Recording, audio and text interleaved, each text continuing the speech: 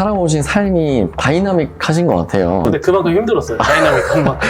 그때는 진짜 열정이 넘치고 개발이 너무 재밌었는데 지금은 너무 힘들어서 사실 원래 저는 취미도 코딩이었었거든요. 취미를 아예 다른 걸로 바꿔버렸어요. 혹시 어떤? 뭐 쇼핑하고 막 뮤지컬 보고 막 드라이빙하고 처음에는 취미가 코딩인 게 덕업일체라고 하나? 덕업일치? 너무 좋았는데 어느 순간 슬럼프가 오고 제가 번아웃을 3번이나 걸렸어요. 주변 사람들이 저보고 다 막 형이나 막 오빠 같다는 거예요. 한 게 너무 많아서 그만큼 저를 소진하면서 갉아먹으면서 했던 거여가지고 나중에 한번 슬럼프가 오니까 코딩이 너무 하기 싫은데 제가 취미도 코딩이다 보니까 이제 취미마저 없어진 거잖아요. 처음 2번 번아웃이 왔을 때는 코딩을 못 놨어요. 3번째 번아웃이 왔을 때는 아예 그래서 취미를 바꿔버렸어요. 개발자분들한테 스트레스 관리도 진짜 중요하다. 번아웃을 겪으시면서 탈출을 하신 거잖아요. 그 방법은 뭔가 노하우나 이런 게 있을까요? 번아웃이 왔을 때 2번은 일단 프리랜서였어요.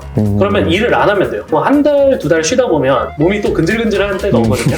그 정도로 회복됐다는 거예요. 3번째는 오늘의 픽업 CTO로 일하고 있을 때 번아웃이었어요. 여기가 진짜 위기였는데 대표님이 도와주셔가지고 극복을 할 수 있어요. 번아웃이 와서 아 못하겠다. 2번째 번아웃이 회복이 덜 돼서 3번째 번아웃이 바로 와버렸어요. 한 6개월 만에. 회사니까 쉴 수가 없잖아요. 그렇죠. 그냥 그만둬야겠다. 말을 했는데 너가 꼭 필요하니까 한 달, 2달 유급휴가를 주겠다 해서 결국에는 그래서 쉬어서 결국은 나은 거예요. 3번째는 진짜 운이 좋았죠. 근데 많은 분들이 저처럼 막 일을 바로 그만두거나 그럴 수 없는 분들이 많잖아요. 너무 안타까운데 일을 못 쉬고 극복하는 방법은 저도 잘 모르겠어요. 진짜 번아웃이 왔을 때는 확실히 휴식을 취하는 게 좋은 것 같다. 제 생각에는 1년에 휴가를 한 15일은 주니까 월화수목금만 쓰면 3주는 쉬잖아요. 그때 다 쓰는 게 더 나을 수도 있을 것 같다는 생각이 들어요. 근데 그게 될까요? 아니 근데 어차피 번아웃 온 사람은 일을 제대로 못하기 때문에 좀 체계가 있는 회사는 휴직, 그러니까 저처럼 유급이라는 그런 막 엄청난 혜택을 주진 않겠지만 적어도 휴직했다가 복직하는 그런 거를 해줄 수는 있거든요. 혼자서 막 끙끙 앓지 마시고 말을 해서 쉬어야 되는 거예요. 번아웃은 자기의 뭐 의지력이나 정신력 이런 게 다 고갈되어 버린 거기 때문에 일 다니면서 회복될 수가 없잖아요. 재충전 시간이 필요한 것 같아요. 저도 길게 쉬지 못했는데 이틀, 3일 그냥 아예 아무것도 안 하니까 좀 많이 회복이 되더라고요. 3일차 이렇게 쉬는 날이 되니 저도 취미가 개발이어서 도대체 뭘 해야 될지 모르겠는 거예요. 아 너무 쳐다보기 싫은데 그렇다고 가지고 있는 취미도 없으니 하루 종일 누워가지고 유튜브만 보고 있고 취미가 없는 것도 고역인데 번아웃을 겪으시면서 취미를 찾으신 거잖아요. 네. 그걸 찾을 수 있는 방법은 이것저것 해본 거죠. 집돌이 스타일이어서 저도 막 유튜브 보고 넷플릭스 보고 이런 거 하는데 등 베기고 아무리 집돌이더라도 힘들더라고요. 애완동물도 키워보고 거북이 키우거든요. 이것저것 많이 시도를 해봤어요. 취미는 자기가 이게 취미인지 잘 모르거든요. 처음에는 적극적으로 한 번씩 해보는 게 좋은 것 같아요. 그리고 저는 사실 안 믿으시는 분들이 많은데 제가 사람 만나는 걸 그렇게 안 좋아하거든요. 근데 사람 안 만나고도 할 수 있는 취미들이 많기 때문에 공연 관람 막 이런 것도 보면 되는 거잖아요. 대신에 집에서 하는 거는 번아웃 극복에 좋은 것 같진 않아요. 어느 정도 좀 바깥 공기 쐬면서도 자기 스타일에 맞는 게 있는 것 같아서 요즘도 막 스트레스 관리 계속 하면서 막 집에 가서 막 거북이 등도 쓰다듬고 스트레스 조절을 하는 방법을 이제 좀 배운 것 같아요. 번아웃 와서 대처하는 것보다는 그 전부터 조금씩 스트레스 수치를 낮춰주는 리프레시 활동을 해서 아예 안 오게 하는 게 점점 주기가 짧아지더라고요. 지금도 엄청 관리하고 있어요. 이름이 뭐예요? 원래 이름이 있는데 사실 거북이가 귀가 없어요. 그래서 이름을 불러도 반응을 안 하니까 똥 싸면 똥쟁아라고 하고 이렇게 막 거북이 껍데기 안에 숨어있으면 아예 겁쟁아하고 거북이 등도 쓰다듬고. 오늘의 픽업 얘기도 이제 나왔었는데 오늘의 픽업에서는 CTO로 업무를 하신 거잖아요. 그러다가 지금 카카오 모빌리티 아예 엑싯까지 하신 건데 이 스토리를 한번 더 들어볼 수 있을까요? 오늘의 픽업에 합류하게 된 거는 제 친구가 공동대표였어요. 창업을 해놓고 개발 좀 리드해줄 수 있는 사람이 필요하니까 추천을 해서 제가 같이 합류를 한 거거든요. 퀵과 택배, 어드민 쪽 외주로 만든 적이 있어요. 그러다 보니까 이제 저희 당일 배송 쪽 관제랑 맞다 보니까 부른 것 같아요. 근데 저도 그때 막 이제 번아웃 2번째로 왔었을 때고 스타트업도 자꾸 막 이제 잘 안 되다 보면 심적 타격이 계속 생기거든요. 아, 이 길은 내 길이 아닌가 보다 하면서 강좌나 책 이런 것도 부업 삼아서 했는데 그게 잘 돼가지고 오히려 이제 주객전도가 된 거죠. 차라리 나는 스타트업은 내 길이 아닌 것 같으니까 전업으로 책이랑 강좌 찍는 강사가 돼야겠다. 아니 뭐 유튜브도 좀 키워봐도 되고 이런 생각을 하고 있었는데 친구가 JS 때 너무 싫었어요.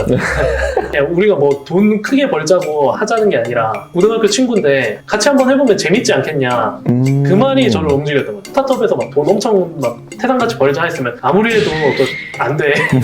이랬을 것 같은데 그냥 진짜 단순히 친구 친구랑 같이 일하면 재밌지 않겠냐. 친구분이 굉장히 똑똑하신데요. 재미를 한번 느껴보자. 솔깃해서 이제 했다가 세 번째 번아웃이 와서 잠깐 힘들었는데 그것도 어떻게 이제 극복을 해내고 극복하고 나니까 이제 카카오 모빌리티랑 인수 협상을 하고 있어요. 뭐 투자를 더 받냐 아니 매각을 하냐 논의를 하는데 직원들이 전부 다 카카오 모빌리티 가고 싶어 하더라고요. 그죠? 우한이나 배포 이런 거는 대기업들이 경험이 많잖아요. 네. 사실 스타트업은 감으로 문제 없으니까 이게 맞겠지 하면서 하는데 체계적으로 보안 점검하고 배포하고 테스트하고 이런 거를 겪을 수 있다 보니까 배우는 게 정말 많은 것 같아요. 사실 서비스 개발 측면에서는 직접 코딩하는 쪽에서는 별 차이 안 나요. 생각보다 그거는 진짜 거의 수준 차이가 그렇게 나지는 않고 대규모 트래픽 받는 DB 관리하고 이런 것들 어깨 너머로 아 저렇게 하는구나 이런 경험이 대기업 다닐 때 오는 엄청 소중한 경험인 것 같아요. 이제 첫 입사를 하려고 하는 분들에게는 스타트업에 가시는 걸 좀 추천하시는 편인지 아니면 대기업에 가는 걸 추천하는 편인지. 저는 사실 카카오 모빌리티에 애초에 갈 생각이 없었어요. 솔직하게 말씀드릴 수가 있는데 스타트업의 꿈이 있었기 때문에 취직할 생각이 없었어요. 그냥 무조건 창업해서 뭐 엑시트 하든지 IPO 하든지 이게 제 꿈이었었는데 그게 진짜 목적이 아니신 분들은 대기업 가시는 게 엄청나게 많이 배울 수 있어요. 진짜 대규모 트래픽 이거는 어디 가서도 경험해보지 못하는 희귀한 경험이거든요. 그런 것들을 배워서 나중에 나와서 스타트업을 창업하는 게 어떻게 보면 더 빠른 길일 수도 있어요. 대기업 출신이 초창기 창업한 스타트업은 아니더라도 어느 정도 이제 시리즈 A, 시리즈 B 이러면 기존 CTO 미안하지만 너 다시 팀원하고 대기업에서 이제 데려가거든요. 차라리 그런 데로 가는 게 더 성공 확률이 높을 수 있다고 생각이 들더라고요. 스타트업에 바로 가지 마라 이렇게 하면 스타트업 분들이 너무 섭섭해 하시니까 스타트업 가면 체계가 없는 게 단점이자 장점이에요. 이런 일도 해야 돼라고 할 수가 있는데 프론트로 왔는데 백엔드 조금 봐달라고 하고 근데 그게 엄청나게 도움이 돼요. 하는 동안 스트레스는 엄청 받을 수 있지만 대기업에서는 절대 그렇게 안 시키거든요. 그쵸. 프론트 개발자는 백엔드 해볼 기회를 스스로 만들어내야 되는데 스타트업에서는 알아서 오늘부터 한번 백엔드 해볼래? 백엔드 괜찮아? 막 이러면서 꼬셔서 막 하는 경우가 있는데 그것도 괜찮은 경험이거든요. 퇴사하고 나서 외주할 때도 풀스택 개발자가 되어 있는 거예요. 대기업 개발자가 됐다고 해서 바로 멈춰서 어깨너머로만 보는 게 아니라 다른 프로젝트를 계속 사이드 잡으로 뭔가를 해서 키워놔야 퇴사를 하거나 프리랜서 혹은 어떤 곳에 CTO나 이렇게 넘어가서 막 이렇게 커버하게 되니 전 이왕이면 뭐 동아리 활동도 너무 좋지만 외주를 꼭 해라. 본업이 있기 때문에 동아리 활동이나 그냥 너만의 토익 프로젝트를 하게 되면 본업이 조금 힘들어지기 시작하면 이 뒤를 그냥 포기해버리는 경향이 있으니 절대 포기할 수 없게 너 자신에게 이제 족쇄를 걸어라. 외주라는 족쇄를 걸어서 그때 당신이 조금 힘들 수 있어도 이걸 무조건 해내면 분명히 도움이 된다. 이런 식으로 뭔가 조언을 드리고 있는데 이 조언에 대해서는 혹시 어떻게 생각하세요? 저도 그거 정말 공감하는 게 토익 프로젝트나 사이드 프로젝트 이런 거 많이 하시는데 중도 이탈자가 엄청 많거든요. 근데 운동이랑 똑같은 거예요. 헬스장 맨날 가다가 한 달만 해도 대단한 거잖아요. 그치. 중간에 이탈하잖아요. 그치. 사이드 프로젝트도 뭔가 족쇄가 없으면 그만해버리거든요. 아시겠지만 개발은 정말 괴로운 일인 게 항상 고통을 겪어야 돼요. 버그나 에러, 그 다음 일정 그거를 극복해 나가면서 성장을 하는데 강제적인 그게 걸리려면 진짜 직장에서 돈을 받고 있거나 아니면 외주로 계약서에 사인을 해서 이거 손해배상 물어야 되거나 그럴 때만 효과적으로 자기가 이제 컨트롤이 될 수가 있거든요. 진짜 실력을 기르고 싶으면 돈이 걸린 일을 해야 된다고 생각을 해요. A부터 Z 이렇게 따라하시면 외주 잘합니다. 이게 아니고 기획마다도 개발해야 되는 것도 너무 다르고 나랑 커뮤니케이션 해야 되는 대표님이나 기획자도 너무 다른 사람이고 이것만 좀 해결이 되면 그렇게 부정적이진 않을 텐데 라고 하는 부정적 요소들이 혹시 있으셨을까요? 외주 해보신 분들은 다 동감하시겠지만 기획이 제대로 안 돼 있는 경우 특히 클라이언트가 뭔가 만들고 싶어 하는데 뭘 어떻게 해야 될지 모르겠어 그쵸. 물어봐요. 뭐 회원 강의 애플로그인 넣는 게 좋나요? 안 넣는 게 좋나요? 막 이런 식으로 네. 아니 그거 당연히 먼저 결정해서 오셔야죠 라고 해야 되는데 제 생각에 첫 외주로는 그런 거 안 하시는 게 좋아요. 첫 외주는 너무 큰 거 말고 작고 기획 확실하게 나와 있고 뭐 디자인이나 이런 거 다 확실하게 정해져 있고 수정사항 거의 없으면 명확하게 수정사항 없어야 된다 아니면 수정할 기회 몇 번 드린다 딱 정해놔야지 열어두면 마감 전날까지도 수정사항 날라오고 마감한 후에도 수정사항 날라오고 하기 때문에 철저하게 딱 하는 거 사실 외주는 제가 몸으로 이렇게 부딪혀 봐야 안다고 말씀을 드렸지만 미리 알아가셔야 될 게 기획 확실해야 된다랑 수정사항에 대한 정확한 계약이 되어 있어야 돼요. 그 두 개는 꼭 명심하라고 말씀드리고 싶어요. 거기에서도 또 저도 고민을 했던 게 기획서는 굉장히 전문적으로 막 스토리보드도 이렇게까지 써준다고 싶을 정도로 디테일하게 나와서 정확히 뭘 개발해야 될지는 알겠는데 이기능 개발하는데 과연 어느 정도의 시간이 들까? 5일 정도 뭐 이 악물고 밤새면 될 것 같은데 테스팅까지 거쳐서 배포를 또 안 해봤으니 이건 또 얼마나 걸릴까? 기간 산정이 굉장히 어렵더라고요. 혹시 어떻게 해결되면 좀 애초에 자기가 할 수 없는 거면 안 받는 게 맞고 운이 급하지 않으신 분들은 이렇게 걸러서 넘어가는데 자기가 할 수 있을지 말지 기간 산정 잘 안 되는데 받는 분들은 급해서 받으시는 분들이 많거든요. 급하면 안 되기는 해요. 이거 구현하는데 이 정도 걸리겠다라는 견적이 나오지 않는 프로젝트는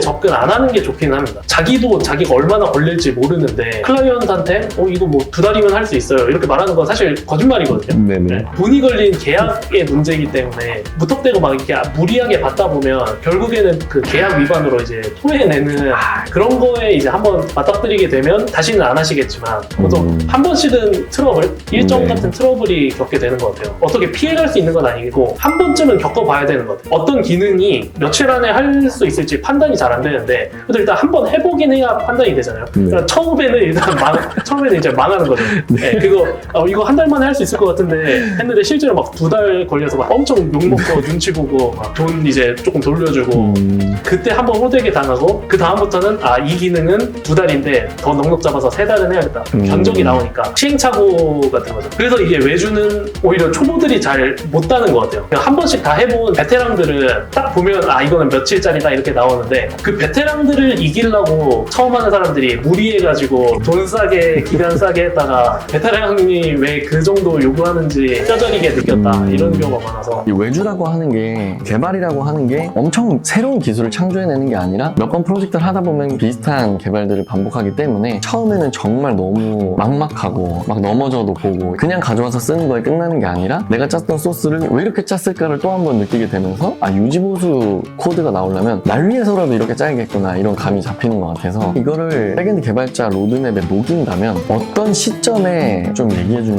게 좋을까요? 초보자일 때는 사실 문법 배우고 그 프로덕트 만들기에도 급급하기 때문에 그때는 좀 적합하지 않은 것 같고요. 더닝크루거 그 효과 아시? 근거 없는 자신감이 그때가 가장 알려주기 적합한 때예요. 이제 문법 배우고 프로덕트 어느 정도 만들 줄 알면 나 이제 다 할 수 있어. 코드 솔직히 이거 잘 돌아가기만 하면 되는 거 아니야? 모듈화, 막 캡슐화 막 이런 거 필요 없는 거 아니야? 라고 막 생각할 때 트레이닝이 좀 들어가면 좋은 거예요. 딱 지금 상황에는 잘 돌아가는데 뭔가 기능 추가하려고 할 때 이제 잘 안 되는 경우 그런 상황을 만들어주면 돼요. 그러니까 트레이닝을 시킬 때는 뭐 지금은 잘 돌아가네? 야 너 이거 한번 추가해봐 하면 이제 거기서부터 갑자기 막 그래서 뭐 열심히 만들어놨으면 야 이거 하나 더 추가해 이런 식으로 자꾸 그런 식으로 하다 보면 내가 지금 이게 잘못 짜고 있는 거구나. 더닝크루거 거기 꼭대기에 있었구나.